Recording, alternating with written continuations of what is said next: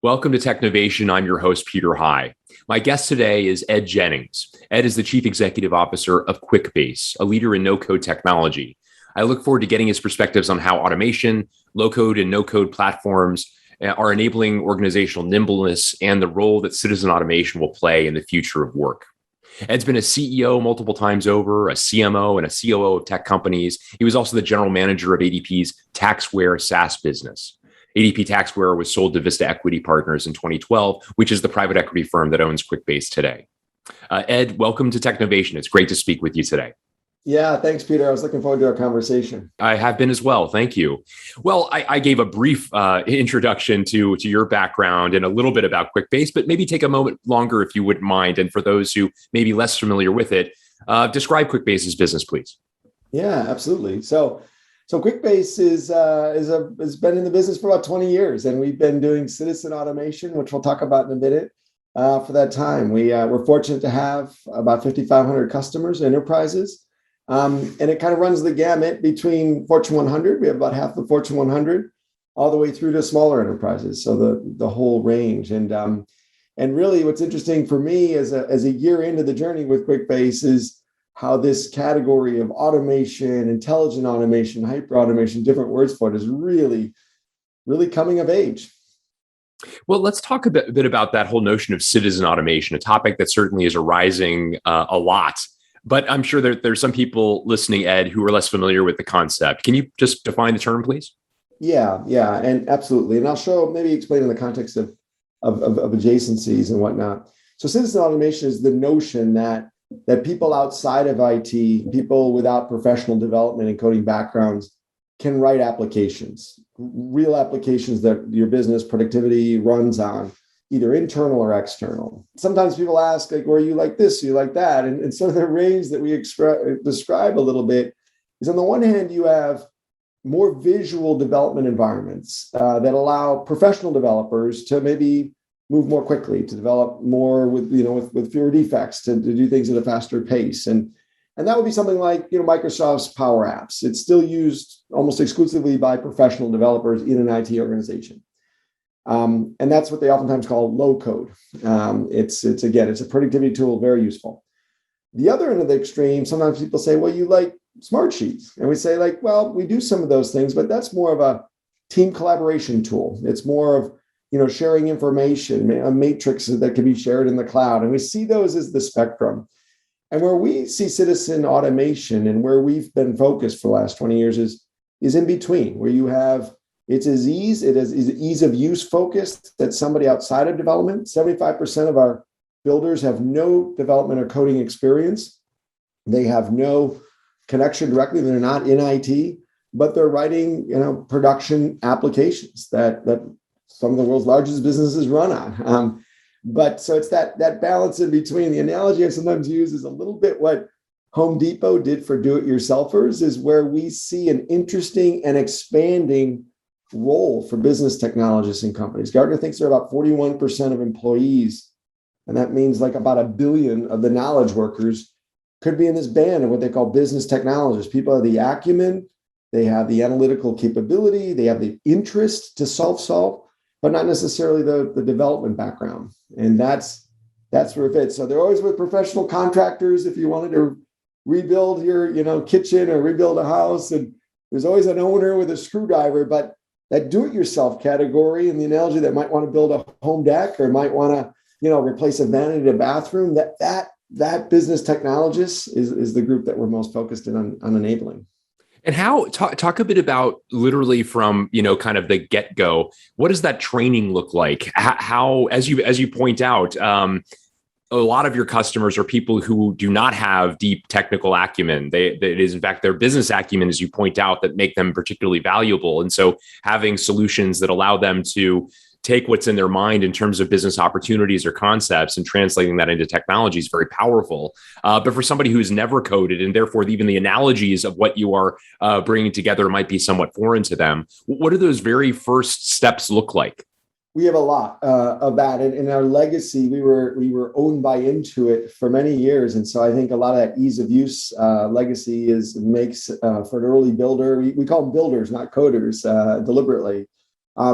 a lot of times it's just a direct import. They have a complex spreadsheet that they're managing vendors with, or some sort of assets that they're distributed. And so one very simple way is you import a spreadsheet, and then we would generate a relational database, and you can make the relationships clear. You can make, and then go from there, build workflows, build notifications. I mean, a whole range, create both web and mobile apps are auto-generated. So it can start as simple as an import of a spreadsheet.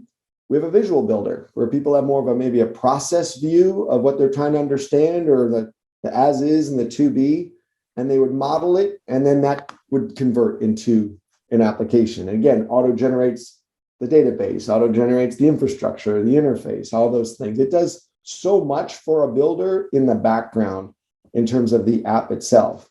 So those are usually the ways in. They might start with a spreadsheet, they might start with a visual, or they might start just right out. They know relationships. I mean, that's the obvious example would be a CRM scenario where you have accounts, you have contacts, you have different opportunities, and combining those and creating relationships among those is a really straightforward thing to do. So that's usually how people get to our platform. And it speaks volumes just how much technology has become strategic to an organization, that this concept is really blossoming in many ways. And I know another catalyst for growth, generally speaking, and for Quickbase more specifically, was in fact the pandemic. Talk a bit about what the past year and a half or so, which coincides with your tenure by and large. You joined only a couple of months into the pandemic and the quarantine for so many. Talk a bit about what that did to Quickbase's business. Yeah, it's been a huge catalyst for us, and I think more broadly for the category of sort of low code, no code citizen automation. And the reason being, it's all about agility and resilience and responsiveness. And it's funny thinking about watching the Summer Olympics these days, and you're looking at this 100-meter dash, and it's amazing to see. And so much of business and technology was that same motion, move really fast pre-pandemic. And now it's more agility. How quickly can you stop and start and pivot and respond? And constantly, we did a survey of supply chain professionals. 79% of them see a weekly or daily disruption to their fundamental supply chain, either a supplier, a vendor, something to do with quality, something to do with quantity. Like that amount still today, that disruption and change, means you have to think about your technology and your systems differently, because when things go in a straight line, it's just like just-in-time inventory. It's pretty straightforward. You can be very precise and consistent. When things are constantly moving and changing and modifying, it is about resilience. And so I think it's really given the notion we need to get people closer to the problem, the tools, this to do it yourself and solve their own. Because if you don't, then they have to do it in spreadsheets. They have to do it in mechanisms that don't scale and are error prone and highly manual and are invisible to the rest of the organization. And so that's, I think our value prop and the urgency around this category was really accentuated because of the pandemic. That makes sense. You talk a lot about the vision of unlocking the full potential of systems, people, and teams. Talk a bit about that vision. And I mean, I can even hear in some of your responses already some of the pathways to that, but I'd love to have you cover that a little bit more specifically. Yeah, absolutely. And we do have great passion around this, because it is exciting to see both the business users and leaders, and as well as sort of IT professionals, when they really see what's possible. That's so much of the frustration of getting at data that is embedded in current systems. And now you can unlock that for people. You can have this whole cadre of business technologists that can solve problems that they've been waiting to get after or haven't been able to get after. So it is exciting to be in this business, because you see people's visceral and emotional response to it. And so much of our new businesses are existing builders taking us from a company to company to company. So, but the three areas distinctly where we really see adding value to digital operations is one, in agility. So a lot of times our existing systems, we don't want to be another silo. We don't purport to be another system. We really allow you to customize, to tweak, to modify what might be an existing SAP quote to cash process, what might be an existing Salesforce, lead management process. You might just want to create some modification to support your particular business or your particular vertical industry, or it allows you to very easily, quickly, allows the business users to modify something that normally would have been a pretty elaborate development project that maybe IT would have done. You would have hired a third-party SI or something like that. So agility is a big piece. The second is visibility. I mean, transparency and just access to the data you already have that sits across a bunch of systems. That is one that oftentimes we start with something as simple as almost a dashboard that's pulling out relevant pieces of information across a range of ERP, supply chain systems, CRM systems, to the people that need it and just what they need to keep their process or their decisioning going. So real-time analytics, real-time visibility is a big part of the citizen automation. We call it the agility layer sometimes. And third is just automation. A lot of times, the pain of having to do something, they move in some cases off of paper, although paper is still way more prevalent than most people want to admit in their organization. But it's spreadsheets being sent around via email. It's data, it's unstructured, it's again invisible, it's error prone. Those three things, agility, visibility, automation, are the layer that we oftentimes provide. And I mean, a good example, I think, that maybe pulls this together is one of our customers, a very large technology company early in the pandemic, was all of a sudden seeing their collections start to, the days outstanding skyrocket, and for kind of obvious reasons in terms of just people being very nervous. And this is sort of in the May, June window a year ago or so.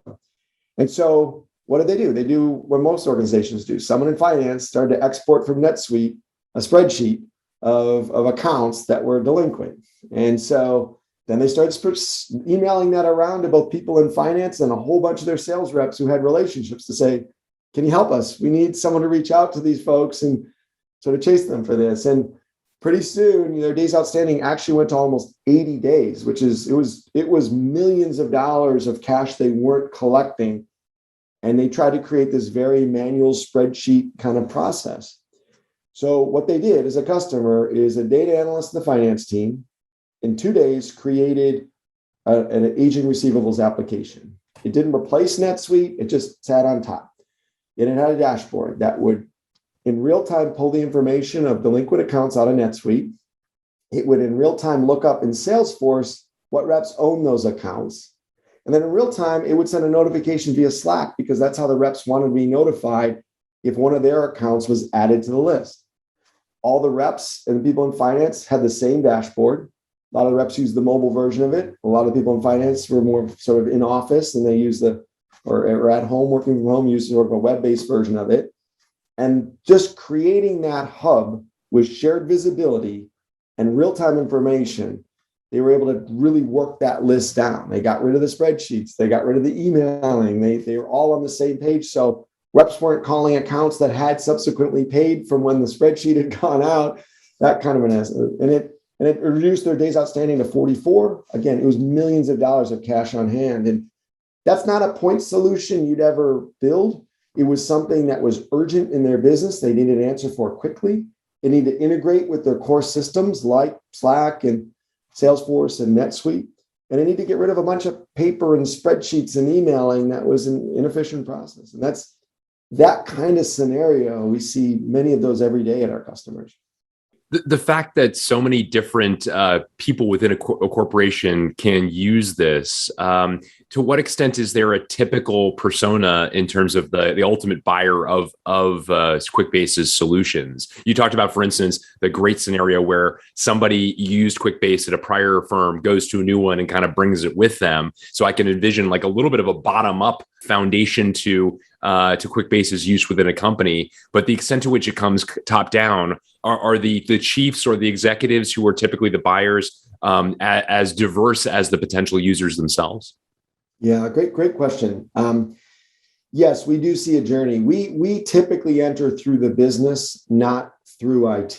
And there is, and even as we get into some of the world's largest organizations that are using us at scale, I mean, with in some cases hundreds of thousands of end users and hundreds of thousands of builders, it usually starts as you're describing small. Like my prior example, it starts with somebody in the finance group. It starts with somebody in quality engineering. It starts with somebody in sales operations. It almost always starts with one of these business technologists, do-it-yourselfers, that needs to solve a very discrete problem. And there were many of those that were created with local governments, state governments, and the COVID. Like there was this big application that was supposed to be, both for protective equipment, and then later it became about vaccination. But in the vaccination in particular, I remember many states came under our platform because there was this federally funded application that was going to solve the vaccine distribution problem. And it just didn't work. It was too complex for most folks. And so many states just turned up quickly an app that could create a database, that could identify, that people could schedule from, a web interface that would generate QC code that they could get on their phone for when they showed up for their first. It would automatically trigger the scheduling app for their second shot, generate another QC code. It was something that they could use in the facilities themselves. It was a very simple app to create, but it started with an individual that all of a sudden, in that case, one of the counties in Texas didn't have an answer for how they were going to get the vaccines into people's arms. And so we start that way.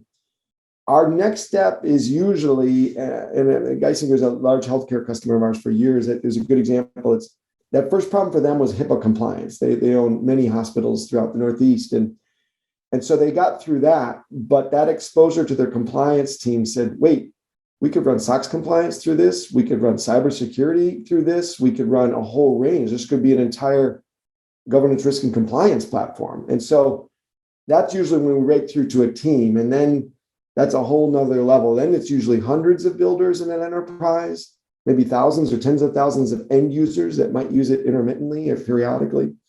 And then the final step is when you really break through to the enterprise use, where they look at us to solve a long tail, whole bunch of problems across the organization. And that usually entails us really at that point establishing a much different, more strategic relationship with the CIO. They've always looked at the security, but now they're like, okay, how does this scale? Like, let me talk about governance. How do I have visibility into who's building what and what are they connecting it to? And how can I control that? Who has access to what and who doesn't? And how do I have really a proper governance model? Because that becomes the gating factor of going from a team or an individual to a proper enterprise deployment. Really interesting. And I wonder how often you see the notion of citizen automation and builders emerging from across the organization as viewed as a threat to the IT organization. In so many big companies, the preponderance of technology talent is in IT, if it's not a tech specific company like yours, for example. And so as a result, they're used to kind of in some cases anyway, having a little bit more of a walled garden of setting standards, of being the ones to kind of, test different technologies that are being used. And obviously this is a technology that turns that on its head in some cases. And as you just described, there's often a lot of use before you reach the CIO and that becomes relevant. Do you see scenarios where CIOs need to become gain comfort with the whole idea of the rest of the organization becoming more immersed in technology? Oh, yes, 100%. I mean, this is another democratization of IT wave. I mean, there's the bring your own device, and then there was SaaS itself. This is another one of those notions. And I think in those other journeys, once they got momentum, momentum came organically. It was a grassroots momentum for some Salesforce application, for example, 20 years ago. And now, eventually, for it to become production quality and for it to become enterprise grade, IT does have to embrace it. So a lot of times the biggest resistance to any of these waves is cultural, always. And so a lot of times our first real foray into a centralized decision-making process is maybe through the CIO of a business unit at a global organization.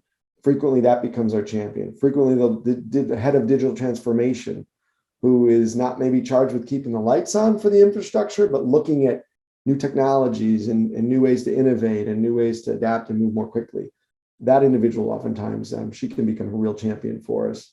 But it's also, we've had to evolve and we've gotten great marks for this governance model isn't a little thing. I mean, you are empowering people to build applications that can access data from systems of record and bidirectionally put data back into those systems of record. And having clean, tight governance. I mean, security is a given. And there's always obviously all the rightful hoops we jump through. And I've spent 12 years in cybersecurity, so I'm well aware, and half of that application security. So well aware of the importance of that. But I'm talking about more the management of the who and the what and the how, and being able to permit or not permit some things. Certain use cases, you don't want data to be exposed to the wrong folks, and so giving people in that responsibility control of that is essentially getting more comfort, at least in the early days. Yeah, that makes a lot of sense.